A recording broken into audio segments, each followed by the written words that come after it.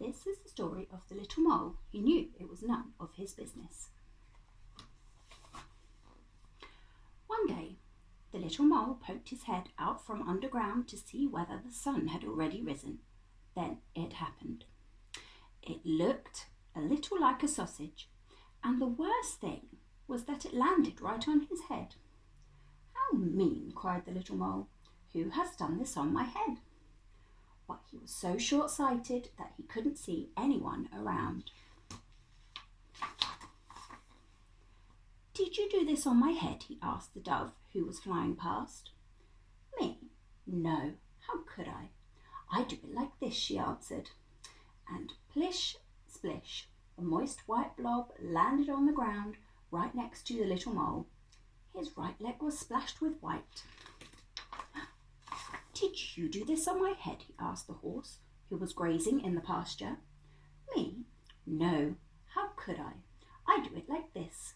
And flump, plump, 5 fat, big, horsey apples plopped down within a hair's breadth of the mole. He was very impressed. "Did you do this on my head?" he asked Hare. "Me? No, how could I? I do it like this," answered the hare. And rat-a-tat-tat, 15 little round beans shot past Mole's ears.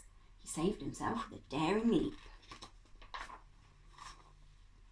"Did you do this on my head?" he asked the goat, who had been dreaming a little. "Me? No, how could I? I do it like this," she replied. And plippity-plop, a pile of toffee-coloured little balls tumbled on the grass. The little mole found them most appealing.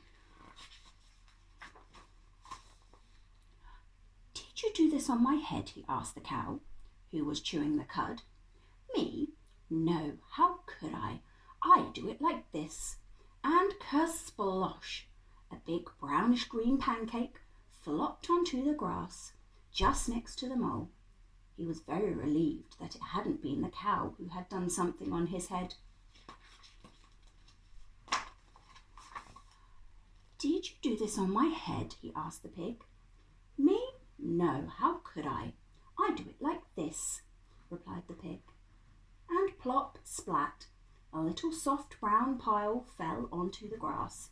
The mole held his nose. "Did you do this on my—" He was going to ask again, but as he came closer, he saw only 2 big fat black flies, and they were eating. "At last, someone who will be able to help me," he thought. "Who did this on my head?" he asked excitedly. "Keep nice and still," buzzed the flies. There was a short pause, and then, "It is clear to us that it was Dog."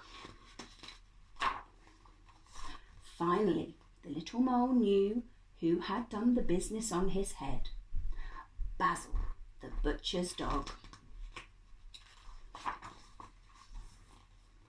Quick as a flash, he climbed onto Basil's kennel, and pling, a tiny black sausage landed right on top of Dog's head.